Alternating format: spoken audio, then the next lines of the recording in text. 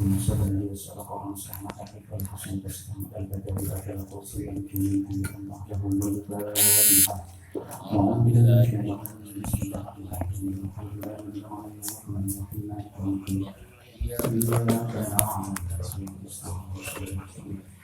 surah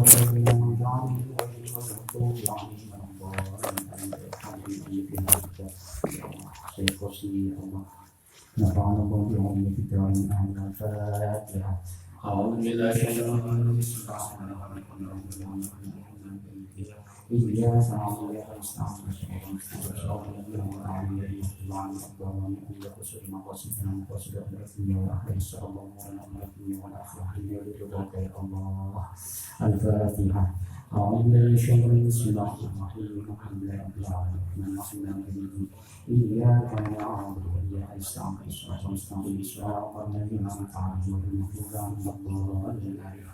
Bismillahirrahmanirrahim. ونفعنا به وبعلومه وبأسراره في الدارين آمين يا رب العالمين يا مجيب السائلين إنك أنت الغفور الرحيم وأما الاعتدال قائما وأما الاعتدال أن يكون اعتدال قائما حالما iku fa innama huwa an pastine utawi i'tidal iku masulun dikumpulake bisyahsi kelawan awak-awakan wal qalbi lan ati baina yadayillahi ing dalem antaraning ngersane Allah azza wa jalla azza wa jalla sapa Allah wa jalla lan muhakum sapa Allah tujuanipun tambihan karena alai ngake ala ilzamil qalbi ing atase oleh netepake ati netepno at-tawadu ing tawaddu wadadzallulanan dipipi utawa rasa ino wadabarru'alan lebaran anit tarakusi saking kumuluhur wa takabbulan tegese ya Allah kumedhe urusan ma'a dzikri khataril qiyam sertane iling-iling kuwatire sowan baina yadayillahi azza wa jalla dalam antara ngersani Allah azza wa jalla sowan fi haulil mafla'i dalam pekiwe nggon ngersani indal irdi ing dalam nalikane kapentokake amal wisu'ali korona are ditakoni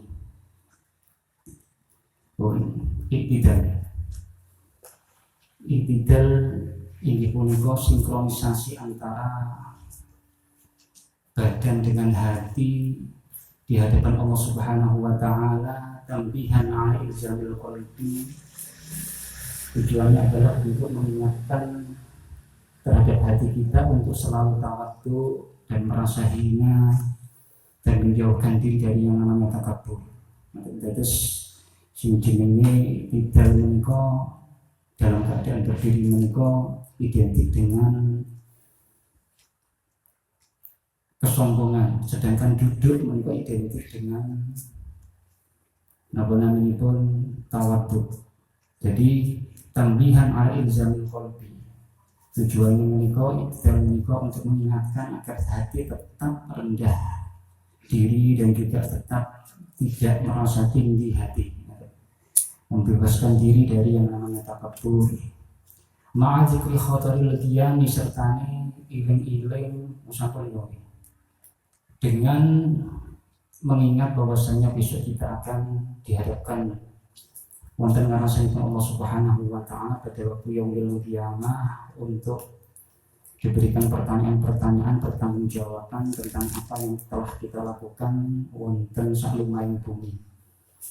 Wa'lam lan ngerti sapa sira fil hali ing dalem tingkah hadir annaka ing satune sira iku ka imung kang ngadeg baina yadayillahi azza wa jalla ing dalem antaraning ngersane Allah azza wa jalla wa huwa halin tawi Allah iku muttali undat kang ngersani sapa Allah dan nare kang ngatasi sira fakum mongko ngadeg sapa sira baina yadihi ing dalem ngersani Allah kiamat kelawan kaya jumeneng sira ta kelawan kaya ngadeg sira baina yadihi ba'dil muluki zaman ing dalem ngarepe sebagiane ratu zaman.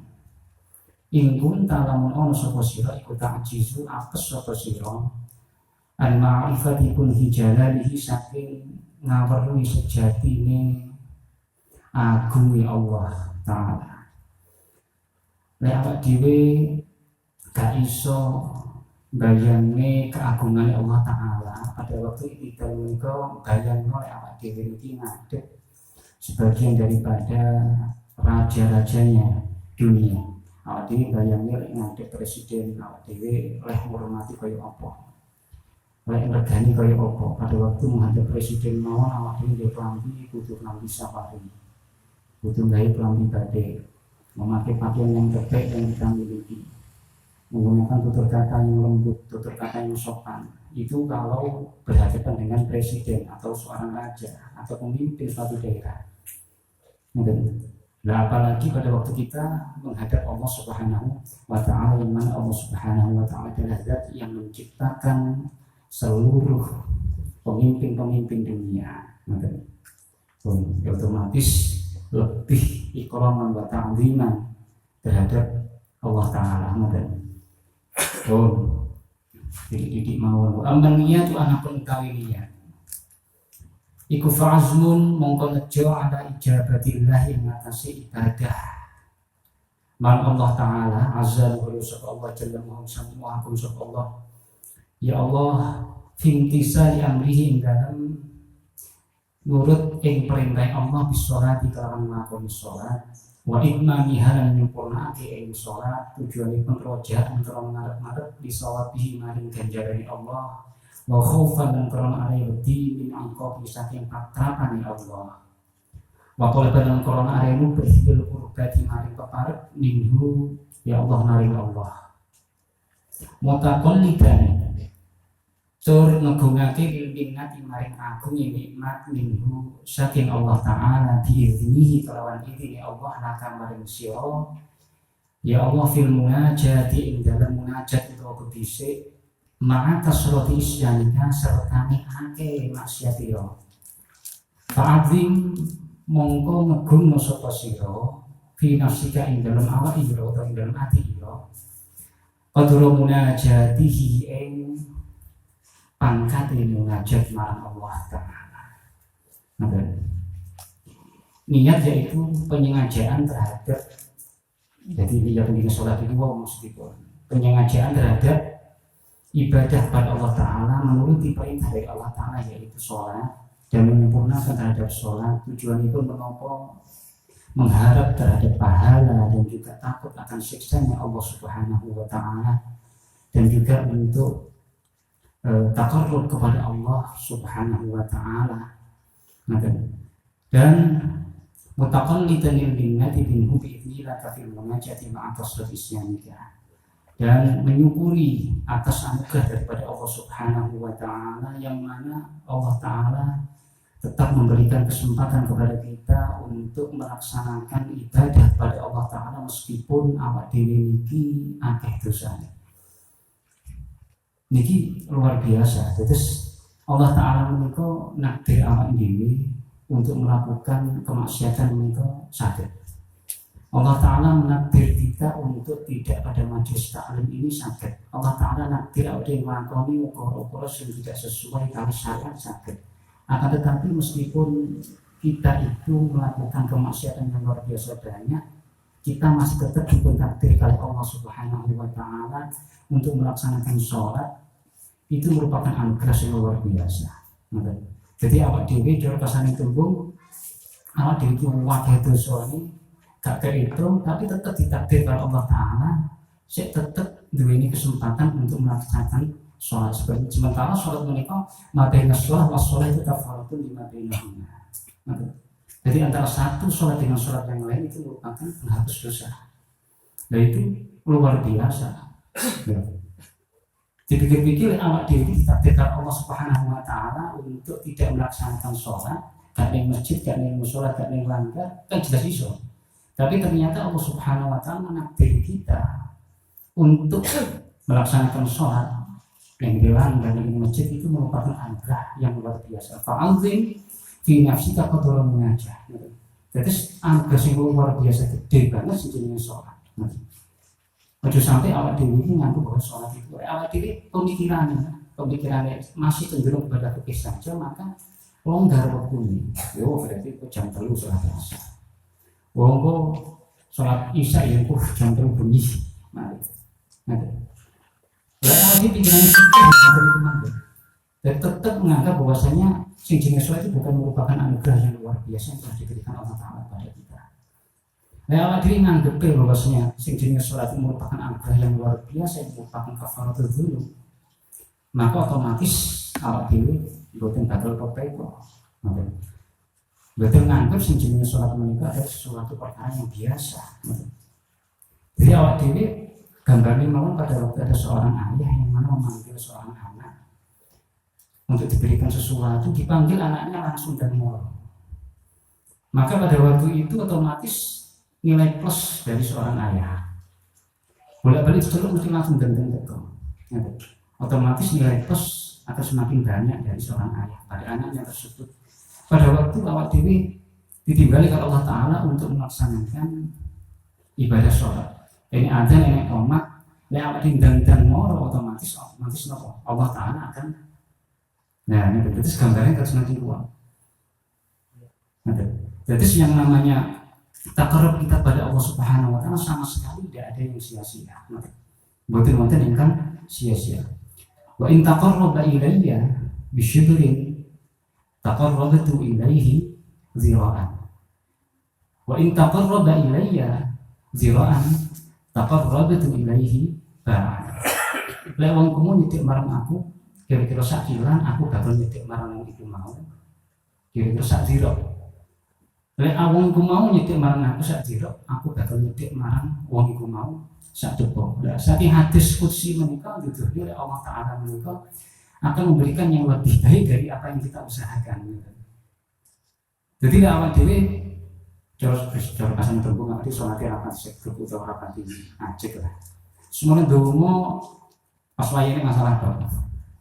Jungkel terus kok betul dijaga pasti lah terus delok. Rapot iki ngapi apa ndak? Rapot iki ngapi apa ndak? Rapotnya api ya otomatis. Nah, rapotnya elek ya otomatis sholat-sholat yang kita lakukan ini tadi merupakan nasbuh dzunub untuk dosa-dosa kita. Mari resik mari baru ada ndonga ijabah. Jadi orang langsung ada ndonga langsung diijabah berarti. Nasbuh dzunub terlebih dahulu baru mungkin ijabah. Terus kembali lagi bahwasanya sing jenenge awak dhewe itu mau alias sholat itu mau itu merupakan sesuatu yang tidak mungkin sia-sia. Jadi kita diajak seperti tidak pandangannya awak di masalah sholat ini adalah hanyalah sekedar putih belaka ya otomatis awak dhewe remeh. Terus akhir engko ae keranten pemahaman atau bacaan kitabnya cuma sekedar putih mawon. Tapi aku gak oleh ya kok sakit mawon gitu masalah. Tapi begitu kita merambah kepada namanya kitab-kitab tasawuf maka sing jenenge salat ini merupakan anugerah dari Allah Subhanahu wa taala yang patut kita syukuri. Carane pripun ya otomatis lek ditinggali oleh Allah Taala rupane ate utawa iku mah ya ate dan campur tali mondo. Di samping awak dhewe niki wau melaksanakan perintah dari Allah Taala juga tarbiyah kepada anak-anak kita. Jadi penting banget nih. Tarbiyah nih anak-anak awan dhewe. Tarbiyah nih anak-anak awan dhewe. Karena apa? Karena anak-anak kita ini melihat figur daripada seorang ayah dan juga ibunya. Jadi figur awak dhewe. Jadi tidak sekedar melakukan perintah tapi hikmah di balik itu semua adalah luar biasa. Jadi antaranya adalah figur bagi seorang anak. Jadi nulodo dengan anak ini penting banget. Lanjut. Monggur lan angen-angen sapa sira man ing sapa. Wong lan angen-angen sapa sira man ing sapa tunaji munajat sapa sira. Wa kaifalan halikali apa tunaji munajat sapa sira mengadakan apa tunaji munajat sapa sira terbisi sapa sira kabeh. Wa inda hada ing dalem nang tinazar yang baik saya yo. Apa ayali kau ditongring apa jadi ka hadap sira minal khajari krana ana isin.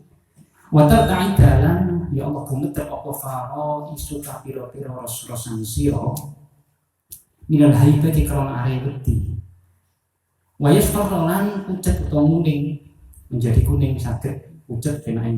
Apa wajhuka wajah sira minal khufi kana ae wedi man Allah taala.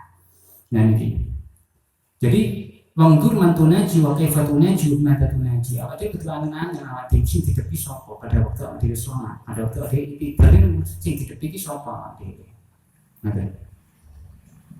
wa kaifatunaji bagaimana kita bermunajat kepada Allah taala. Dengan apa kita bermunajat kepada Allah Subhanahu wa taala? Kudu paham niki. Ngoten. Lah awak dhewe iki modal kabeh kok pangeran. Sing modalnya Allah taala mulai teko tangan, mulai teko lambe, mulai teko cangkem, mulai teko abad, mulai teko sembarang kali sing modalnya Allah taala. Ngoten. Man arafa nafsahu wa arafa. Ya harus paham posisi kita sebagai siapa dan yang kita sembah itu posisinya seperti apa, kehebatannya seperti apa, maka otomatis begitu aku sholat maka yang berdetik awak dhewe. Nanten mangertosi sinten ingkang dipun depi. Nanten sinten sing didepi. Nanten. Ini penting sangat. Jadi pada waktu awak dhewe bener-bener niku wau paham maka niat kita sepakrem nggih saged temen madhep marang Allah Subhanahu wa taala maka otomatis niku boten iki dipunaturaken berdetik masuk bahkan sampai pucet. Jadi begitu ngarep salat iki pucet. Nanten saking bayangnya sing jenenge Allah Subhanahu wa taala luar biasa niki. Jadi wow. Jadi semacam menika. Jadi para sahabat-sahabat zaman dulu menika banyak sekali pada waktu mereka sholat itu menjadi kekuatan mereka, tapi juga menjadi kelemahan mereka. Jadi sholat ini menjadi kekuatan mereka juga menjadi kelemahan mereka. Maksudnya berikut. Jadi contoh sahabat Umar, kita tahu bahwasanya sahabat Umar mereka dipunpateni kayak Abu Lu'lu'ah al-Majusi pada waktu dalam keadaan sujud, pada waktu dalam keadaan sholat. Sahabat yang berada di belakangnya menjadi makmum. Pada waktu Abu Lu'lu'ah al-Majusi mengangkat sebelah pedang dengan dua mata pedang, dua mata pisau itu, mata ini sahabat Umar itu melewati beberapa sosok itu sama sekali para sahabat itu betul-betul ikan sadar. Lek sadar ini langsung dibeng mati sadarnya nyampe ini sahabat Umar. Itu merupakan kekuatan para sahabat, para piantun-piantun zaman rumiyin. Jadi kekuatannya dalam artian apa? Pada waktu sholat bisa kailing sebarang kali, ilingnya mengguru Allah Ta'ala. Tapi juga menjadi kelemahan dan itu disadari oleh kaum musyrikin. Jadi kelemahannya yang perlu mau. Kelemahannya yang perlu jadi berarti caranya ngatasi ya mereka mau. Pakai belak nanti. Terus waktu saat sebentar itu sahabat Nabi Abad bin Bishr.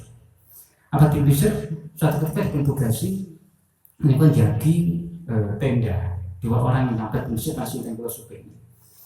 Dan mereka sing jadi bolone sing tak itu Abad bin Bishr sholat. Abad bin Bishr sholat. Nah, sahabat Abad bin Bishr itu ternyata dipanah oleh kaum musyrikin dan 3 panah menancap pada tubuhnya. Pada waktu tengah-tengah sholat orang sadar terus sampai salam. Begitu salam sadar tuh. Ibaratnya nek panah nancap ini gegerku. Baru sadar setelah dia sholat. Baru sadar setelah dia sholat. Ini pada waktu sholat terus gak ini ngopo-ngopo. Ini level ini cerita ini gak sangat diterapkan dengan sahabat Ali juga seperti ini. Pada waktu kakinya dipanah pada dalam keadaan panah. Terus sikile kena panah sahabat Ali. Menika panahnya dipun pendek ini bener sadar. Ya mungkin keranten kecantol ampiane napa-napa. Akhirnya sahabat Ali minta pada sahabat yang lain sih aku tak sholat sih. Engkau pada waktu tengah-tengah sholat cabutan panah ini mau. Sahabat Ali sholat. Begitu setelah sholat dipun cabut selesai. Sahabat Ali setelah salam takut gini sahabat dulu. Wis dicabut tak dulu mau panah. Wis dicabut tak dulu panah. Padahal sudah dicabut oleh sahabat pada waktu tengah-tengah sahabat Ali sujud nih kok. Nah ternyata sahabat Ali sama sekali buatan sadar bila sing jenenge panah itu dipun cabut saking suku nih saking ampean ini gua. Nah ini beberapa contoh mawon ya contoh yang bisa dilakukan sama level-level jadi bisa melakukan kayak ini. Ya pun bisa setelah Jibril. Ya, jadi itu singatan menikah.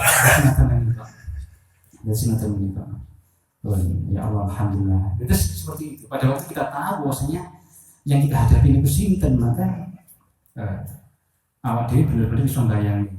Nah, sementara lek Kanjeng Nabi pripun? Kanjeng Nabi niku salat itu sebagai relaksasi. Kanjeng Nabi salat sebagai relaksasi. Setiap kali Rasulullah SAW mempunyai masalah nih sing ruwet banget, ini mesti dawuh beliau kan gini.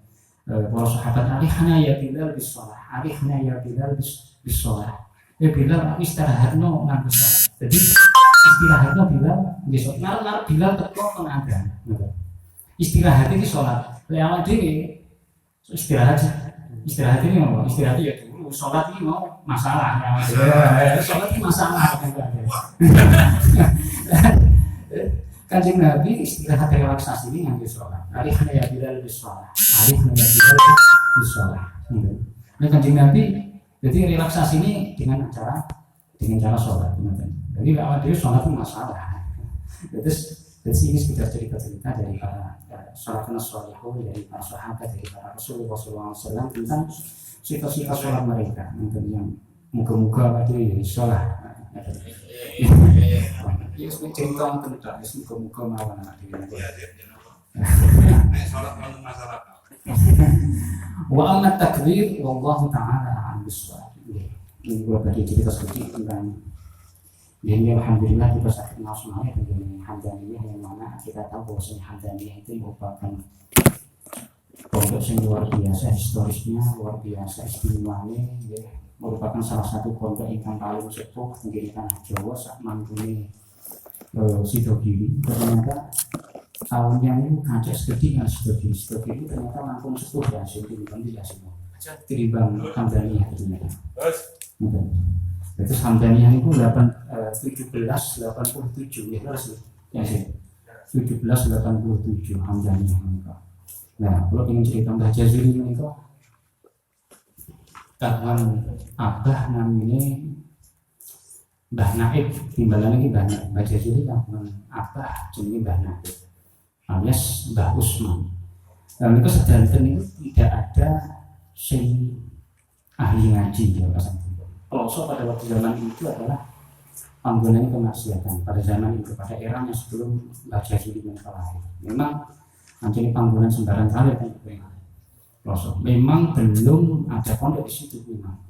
Nah, Mbah Jazuli menikah putra ketujuh dari 13 bersaudara. Itu orang tahu ceritanya bagus bersaudara. Ya aku sing cerita. Kalau Mbah Yai orang tahu ceritanya. Jadi Mbah Jazuli menikah tunggalnya itu terulas. Nah, Mbah Jazuli itu putra ketujuh dari 13 bersaudara. Putrane menika putrane Mbah Naib dan Mbah Usman menika sing lanang itu sing enom itu. Nah, Mbah Jazuli itu putra yang nomor 1. Nah, Mbah Naib itu kagungan kebiasaan ya. Setiap dinten Kamis niki kalih sing jenenge jaran. Isi yang jenis dokar orang ini kendaraan. Dokar ini jarannya jenis konan. Si konan. Dan setiap Kamis itu mesti sowan beli masai. Setiap Kamis itu sonten sowan beli masai. Sak kuwate jarannya melakukan itu kan. Jadi sowan beli masai. Karena tujuannya apa pengen putar-putarnya saat tunggal putra ini menika ben dados wong alim. Terutama soal ini Mbah Yai Ma'ruf Kedunggo. Pada waktu itu memang murabi ruhinya beliau adalah Mbah Ma'ruf Kedunggo. Ibn Kemis mesti tindakan karo si konan itu wau. Lek iso garwane dijak garwane asmane Mbah Muntokina. Maka pun wonten Maya. Maya yang pas ngaji itu MTS apa kuwi jenenge MTS. Oh, kan Joko apa. Kan itu. Nah, maten-maten akhiripun dari 4 laki-laki saudaranya menika, saudara Mbah Jazuli menika 4 iki dadi naib neh. Dadi naib neh. Singkat cerita Mbah Jazuli menika begitu napa namine sing jenenge London itu membuka sekolahan tahun 1270 yang mana terkenal dengan politik apa namanya etis atau politik. Etis itu balas budi. Jadi bolos 70 Londo ini baru buka sekolah. Nah, setiap desa di situ maksimal boleh mengirimkan 5 utusan, dan 5 itu orang-orang terpilih, orang-orang terpandang. Nah, termasuk akhirnya Mbah Naib atau Mbah Usman ini mau ngirimakan Mbah Jazuli ini mau. Karena kan beliau posisinya sebagai naib di situ. Akhirnya termasuk salah satu yang terpandang ngirim Mbah Jazuli ini mau satu sekolah tenggene sekolah ini Londo SR apa sekolah rakyat apa. Macam-macam singkat cerita akhirnya termasuk salah satu yang terbaik di kelasnya Mbah Jazuli ini. Akhirnya mendapatkan beasiswa. Panjenengan mesti ngertos cerita Mbah Jazuli ini sempat sekolah kedokteran pada zaman itu. Macam-macam berangkat diterangkan oleh Mbah Usman kalian Mbah Muntokina tenggene stasiun Kediri. Pada waktu itu memang belum ada sing jenenge wong kuliah di kedokteran murung ngene. Sampai teko masih bisa sembarang karirnya tenggene itu kabeh hormat kabeh. Berarti merupakan apa namanya istilah utusan daerah yang membanggakan daerah. Dihormati apa? Berangkat mereka. Berangkat dibentaraken mereka di mereka sekolah tenggene Batavia maksudnya tenggene Jakarta. Pun badhe iku akhirnya pun suatu ketika setelah beberapa bulan, masih beberapa bulan, 1 atau 2 bulan atau 3 bulan setelah itu ternyata Mbah Ma'ruf Dungro niki wau tindak tenggene Mbah Usman. Wis Mbah Usman kagungan ayam sing khusus kagem masaya-masaya menawi tindak tindakan. Kagungan kamar khusus kagem masaya-masaya menawi tindak penyari tindakan. Dilalah Mbah Ma'ruf sowan tenggene Mbah Usman. Tindak dengan Mbah Usman. Ternyata sing ditakuti sinten? Mbah Jazuli. Mbah Jazuli yang diceritani kali Mbah Usman. Oh ngapunten Mbah Yai. Jazuli menika dalam sekolah kedokteran wonten Batavia. Langsung dawuh Mbah Ma'ruf, saya ini Jazuli ditimbali mawon kersane mondok mboten usah sekolah pun tanpa berpikir panjang langsung sing jenenge Mbah Usman wau Mbah Naib iku kirim layang tenggene Batavia, kirim surat tenggene Batavia, kirim surat langsung pokoknya diwaca dan Mbah Jazuli langsung asisi, langsung taslim. Cek tas staf kuliah kedokteran dipun aturi kapurih langsung. Jadi matur langsung rapat yang tiga Mbah Muntokina, Mbah Jazuli, Mbah Usman. Iya le, kamu belum orang deh, belum derek, nabi pun.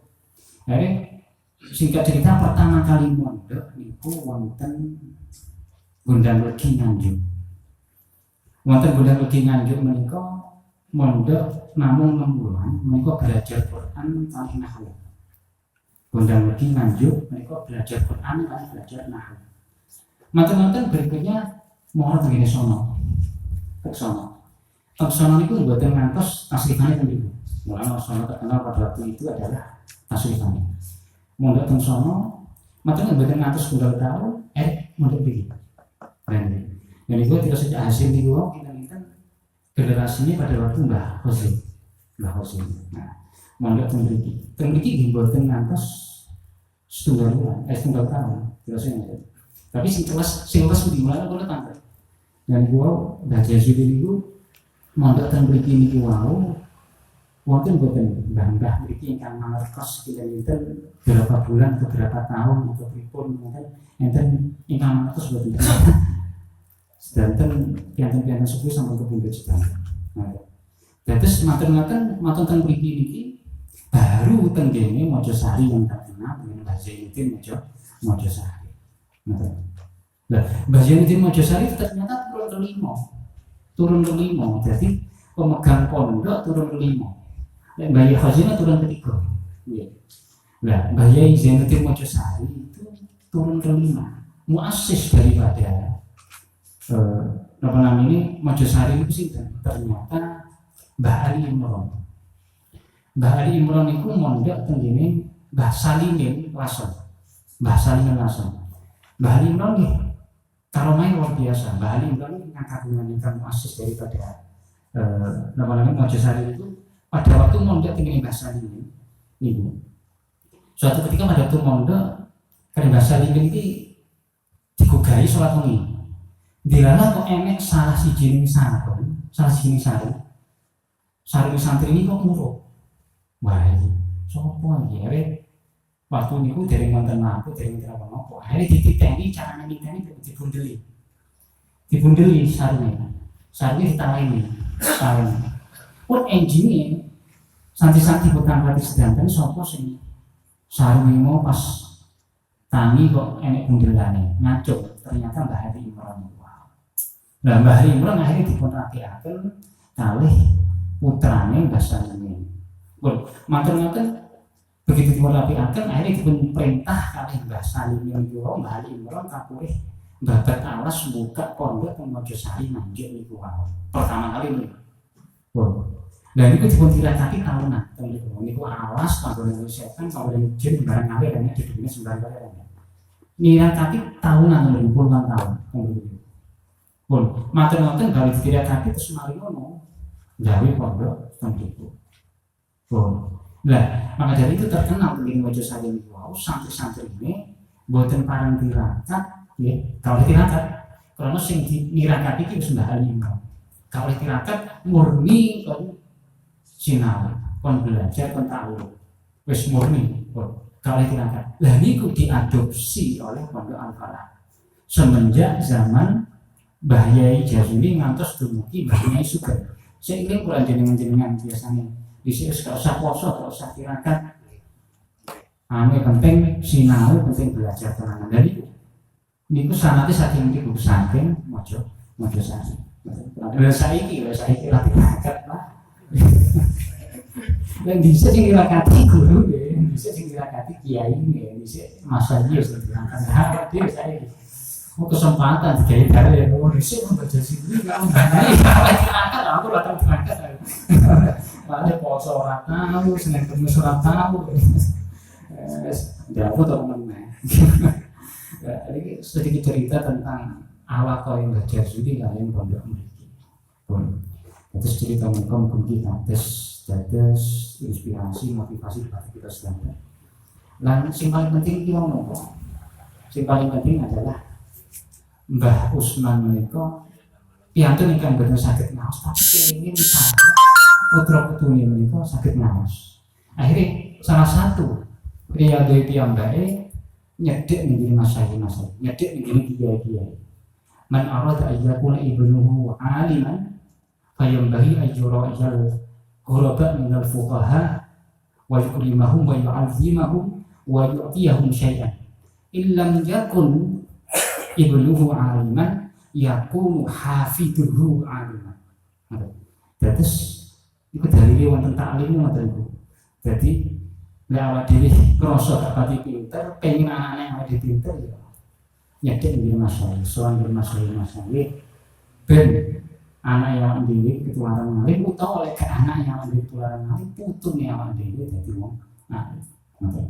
Kula pun cetak atur kawula mugi wonten itu mugi asal kawulipun pondok Hamdaniyah.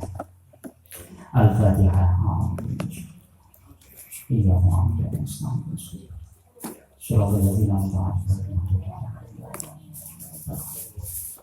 Subhanaka Allahumma wa bihamdika asyhadu an la ilaha illa anta astaghfiruka wa atubu ilaik. Assalamualaikum warahmatullahi wabarakatuh.